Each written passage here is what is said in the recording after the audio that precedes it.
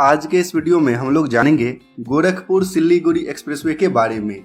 लगभग 515 किलोमीटर के इस एक्सप्रेसवे के बनने से उत्तर प्रदेश, बिहार और वेस्ट बंगाल की कनेक्टिविटी काफी अच्छी हो जाएगी। इस एक्सप्रेसवे के लिए सर्वे का काम पूरा हो गया है, डीपीआर भी बन गया है और अलग अलग एरिया में जमीन अधिग्रहण भी शुरू होने वाला है। तो चलिए शुरू करते हैं आज का वीडियो और डिटेल में जानते हैं गोरखपुर सिल्लीगुड़ी एक्सप्रेसवे के बारे में।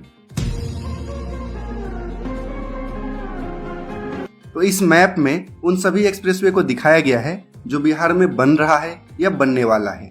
बिहार में सबसे पहले आमस दरभंगा एक्सप्रेसवे बनकर तैयार होगा, क्योंकि इस एक्सप्रेसवे के लिए ज्यादातर एरिया में जमीन अधिग्रहण कंप्लीट हो गया है और टेंडर की प्रक्रिया भी शुरू हो गई है और उम्मीद है कि इस साल के अंत तक आमस दरभंगा एक्सप्रेसवे में कंस्ट्रक्शन भी स्टार्ट हो जाएगा। तो आगे के वीडियोस में हम लोग आमस दरभंगा एक्सप्रेसवे का भी अपडेट देखेंगे। तो आमस दरभंगा एक्सप्रेसवे के बाद बिहार में गाजीपुर पटना एक्सप्रेसवे बनेगा, जो कि अब बक्सर भागलपुर एक्सप्रेसवे हो गया है, क्योंकि इस एक्सप्रेसवे के लिए भी जमीन अधिग्रहण शुरू हो गया है।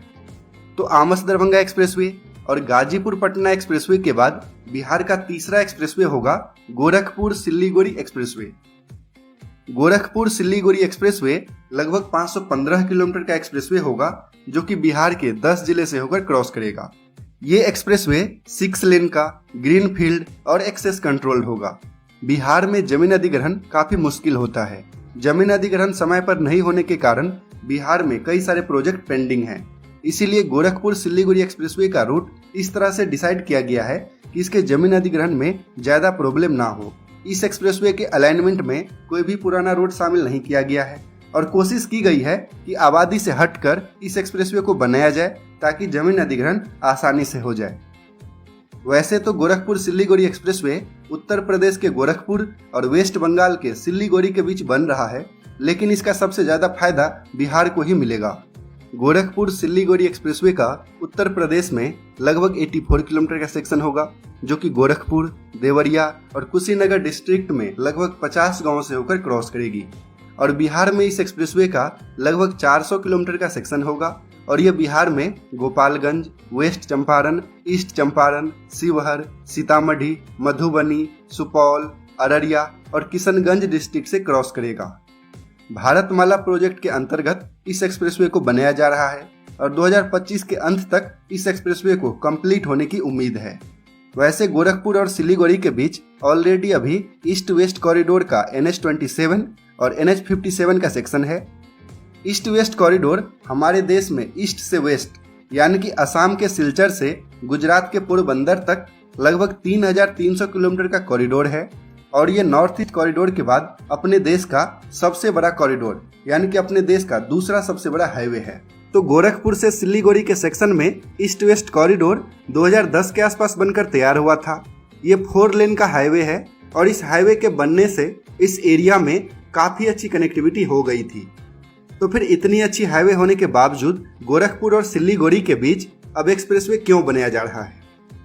तो ये देखिए, अभी मैं ड्राइव कर रहा हूँ इसी ईस्ट वेस्ट कॉरिडोर में। ये हाईवे है और इसमें एक्सेस कंट्रोल एंट्री नहीं है, यानी कि कोई भी गाड़ी दूसरे कनेक्टिंग रोड से आसानी से इस पर आ सकती है। साथ ही इसमें यू टर्न भी लेती है गाड़ियाँ, तो आप ज्यादा स्पीड में इस हाईवे पर ड्राइव नहीं कर सकते। साथ ही ट्रैफिक का दबाव भी अब धीरे धीरे इस हाईवे पर बढ़ने लगा है। लेकिन एक्सप्रेसवे बनाने का सबसे बड़ा कारण है लॉन्ग डिस्टेंस। अभी गोरखपुर से सिल्लीगुड़ी जाने के लिए इस तरह का हाईवे है। लगभग 637 किलोमीटर का डिस्टेंस है और एवरेज 12 से 13 घंटे का टाइम लगता है। लेकिन एक्सप्रेसवे बिल्कुल सीधा बनाया जाएगा और डिस्टेंस होगी केवल 515 किलोमीटर और एक्सप्रेसवे पर स्पीड होगी 100 किलोमीटर पर आवर। तो 5 से 6 घंटे में ही गोरखपुर और सिल्लीगुड़ी के बीच ट्रैवल किया जा सकेगा, यानी कि ट्रैवल टाइम आधा हो जाएगा।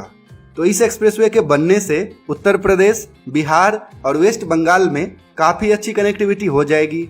और गोरखपुर लिंक एक्सप्रेसवे भी अभी अंडर कंस्ट्रक्शन है और इसके बारे में हम लोगों ने लास्ट वीडियो में ही देखा था।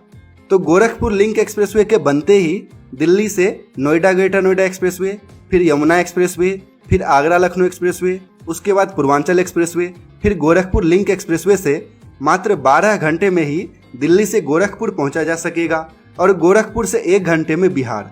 यानी कि दरभंगा, सीतामढ़ी, मधुबनी और सुपौल जैसे एरिया से दिल्ली जाने में अभी लगभग 24 घंटे का टाइम लगता है, लेकिन इस एक्सप्रेसवे के बनने के बाद मात्र 14 से 15 घंटे में ही दिल्ली पहुंचा जा सकेगा।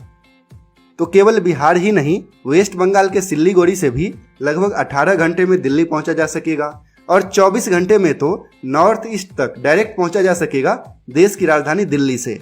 तो इस एक्सप्रेसवे का रूट और इससे क्या फायदा होगा ये तो हम लोगों ने देख लिया। तो चलिए अब देखते हैं कि क्या क्या काम चल रहा है इस एक्सप्रेसवे में। तो इस एक्सप्रेसवे का DPR बन गया है। Bhopal based LN Malviya infra projects private limited के द्वारा इसका DPR बनाया गया है और इसे अप्रूवल के लिए भेजा जा चुका है।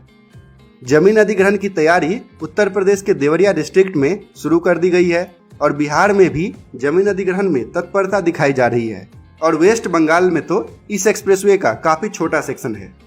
तो DPR को अप्रूवल मिलते ही काफी तेज गति से जमीन अधिग्रहण किया जाएगा, फिर टेंडर की प्रक्रिया भी शुरू होगी और उम्मीद है कि 2025 के अंत तक ये एक्सप्रेसवे बनकर तैयार हो जाएगा।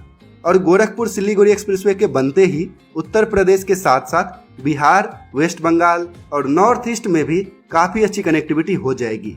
वैसे ये एक्सप्रेसवे पर्सनली मेरे लिए भी काफी महत्वपूर्ण है, क्योंकि मेरा होम टाउन भी इस एक्सप्रेसवे से कनेक्ट होगा और दिल्ली से घर जाना मेरे लिए भी काफी आसान हो जाएगा। तो मैं भी इंतजार कर रहा हूँ इस एक्सप्रेसवे का और उम्मीद करता हूँ कि 2025 तक ये एक्सप्रेसवे बनकर तैयार हो जाएगा।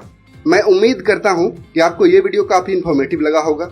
अगर आपको ये वीडियो पसंद आया तो इसे लाइक कीजिए और दूसरों के साथ भी शेयर कीजिए। और अगर